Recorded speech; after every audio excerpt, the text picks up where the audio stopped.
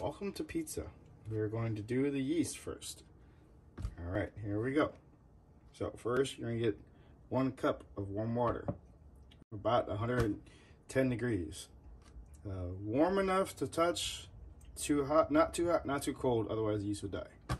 Next we have yeast. This is only 1 tablespoon of yeast. And sugar. Sugar needs to be in the yeast so it can eat. So we have 1 teaspoon of sugar. So first, we are going to take the yeast in the bowl. Sugar next. Just mix it up. Okay. Next, we're going to put the warm water into the yeast.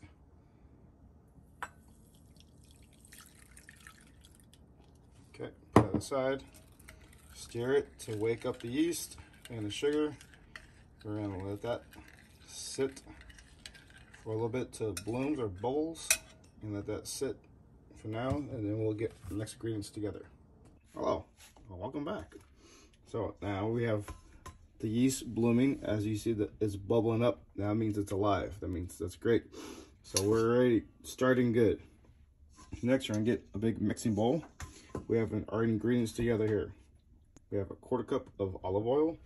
Extra virgin olive oil is most recommended. Salt. We want to mix the salt in this one and not in yeast, because salt kills yeast. Remember that.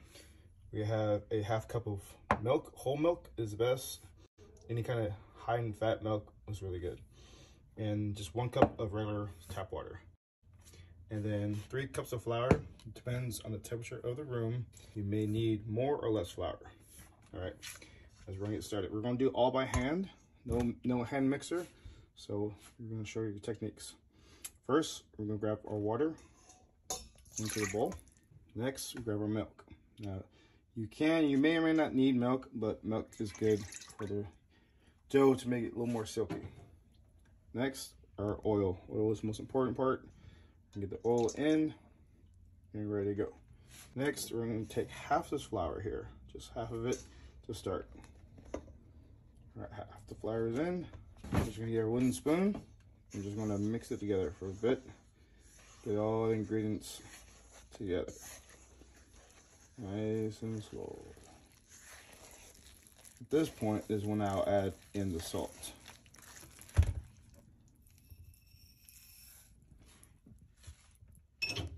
Okay, now we're just gonna mix.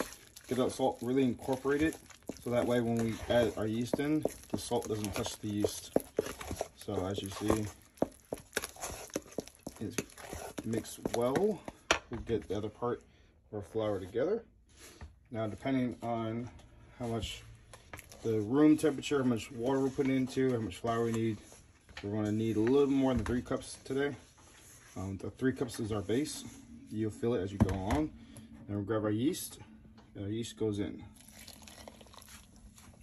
Now, yeast is in, flour is in, and now we mix. So as you can see, the dough is wet. So right now, we're gonna need a little more flour to get it going. Now we're gonna mix the flour in lightly. We start with 3 cups, but depends on the room temperature and how much water we actually put in the dough. You may or may not need more. So 3 cups are in, and now we're gonna add 3 more. So here we go, 3 more is in. Now with the wooden spoon, we're just going to fold it in gently. You don't want to overwork it. That way, if you overwork it, you're going to get a cracker type crust. You don't want that.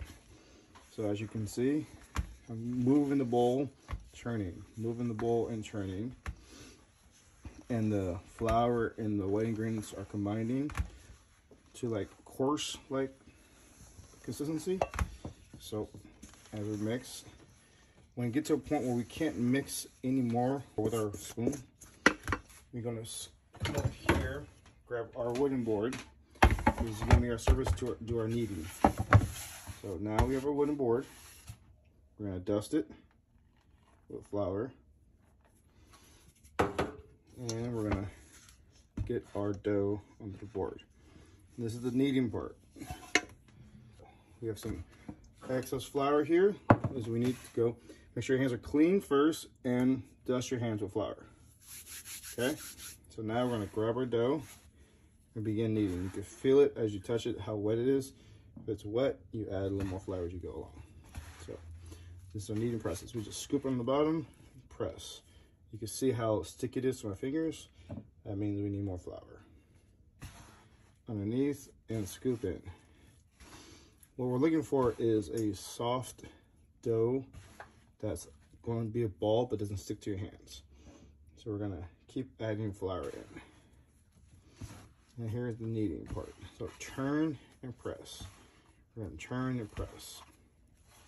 And we're gonna keep doing that motion and incorporate all this flour into the dough. Turn and press. See how my palm of my hand pushes against it? So we're gonna turn and push. Turn and push the dough. Just like that. And just keep moving. You can feel the dough get softer and less sticky. We're just gonna keep kneading the dough. So we're gonna keep kneading the dough, turning as we knead. So grab a part here, push in, turn, grab, push in, and just keep the motion going. You can feel the dough get softer and less sticky. So we're just gonna keep that motion rolling. All right, you could do it with a hand mixer or electric mixer, but if you don't have those at home, it's a really good technique to use without it. Turn and go. Okay, so we're gonna flip our dough over and tighten it. Now, once it's tight like this, we're gonna test it out. We're gonna do the spring test. So push with your finger, it springs back as it is doing slowly. That's a good dough. That's what we're looking for. So then it doesn't stick to your finger. You say the dough is not sticking to your finger. So now we're in a good spot. All right, so now we got the dough in a ball. So what you want is grab it from the board. If it's still a little sticky from the board, just get a little more flour. And we're gonna need it just a little bit more. So we want that ball-like shape, but we also want to make sure that it stick to the board. So we got a little churn it, tuck it. You want to make it a tight, round, perfect ball as you can. And then the test is pull it. If it sticks, then we have to do a little more flour. If it doesn't stick, like how it is now, we're in good shape. Okay, so now you're gonna get a clean bowl. We're going to spray. You can either spray with cooking spray or olive oil. So now our dough is going to go from here to there. So the key is here is put the dough in here. I'm going to have to flip it so it gets coated with the oils. Put some plastic wrap here and cover it. Then we're going to do what's called proofing, which is letting the yeast and the gluten come together and rise. What you want to do is you want to wait for it to double in size or 1 hour, whichever one comes first. So we'll have this dough here. Let it sit out in room temperature. You can put it in the fridge overnight if you want to do the dough a day ahead. That's also a good option. But today we're just going to do it room temperature. So we're going to set that there. Come back in about an hour and continue the process. So we're going to preheat your oven at 400 degrees. And inside the oven, we have a pizza stone, which you get at your local grocery store, any local market, or even online. A great addition to that is a pizza paddle that you can slide your pizza onto your pizza stone in your home oven. It will give you the authentic pizza crust. Welcome back. So the dough has doubled in size. And now we're going to stretch it out. So this dough here can make either 4 small ones, 2 big ones, or 1 really giant one if you want to have a party. So we got a bench scraper, and we're just going to get the flour. All right, here we go. So now we're going to get the dough out, and we're going to stretch out the dough. So see, it's nice and soft. All right, so flour on the bottom, flour on top. So now we're just going to cut the dough to the amount of pieces you want, or you can weigh it out if you have a scale, but I'm just going to do the home test. So we're going to cut these into 4s. Again, it'd be 4 pizzas, and we're going to do 1 today and 3 for later on. So we'll put these 3 aside and now begin to stretch. So you want to form them into a ball, just like that. All right, and now we're going to stretch out the dough. So just patting around, kind of making that pizza shape. And we're just stretching her out. Don't touch it as much, or put much pressure, I should say. More pressure, more stress, and it won't stretch out. So now, just going to stretch it out to the size you want. Depends on what size pan or pizza powder you have, size you want. So now, we're just going to slowly stretch her out. Alright, so we're just going to make a small pizza, more like a personal pizza here. Again, you cut the dough any size you want, depending on kind of how big your pizza will be. Alright, so with that all stretched out. Alright, so here is our pizza paddle. Again, you get this one at the local grocery store. I got mine at my local grocery store. Again, you get it online. Depends how big you want. This one could make a big 12-inch pizza.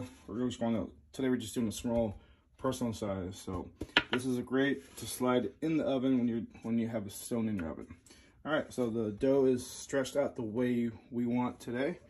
So now we're gonna grab our cornmeal and dust our paddle, so that way it doesn't stick when we throw it in the oven. Okay, so now we're gonna grab our dough and just put it right on the paddle and stretch it the size you want. Okay, and today we're just gonna make a straight cheese pizza. So 1 ladle of our marinara, or marginara, depends where you come from. All right, so you got the marinara on, and depends what topping you want. You can do pesto, Alfredo, whatever you want. So the dough is even. We got our sauce. Make sure you sauce all around too, so when it's cooking, there's no dry spots on the dough. And it's usually just a ladle and kind of stir it around so it gets a nice good coat. And we're just gonna get mozzarella. So you get any kind of cheese you like. Nice even coat of cheese all around. Just a straight cheese pizza.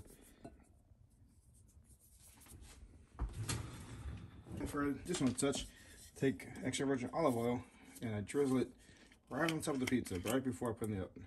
Just a quick drizzle. That helps the crust come up, get a nice dark brown. All right, so the big test is once you have it on your paddle, you want to give it a shake.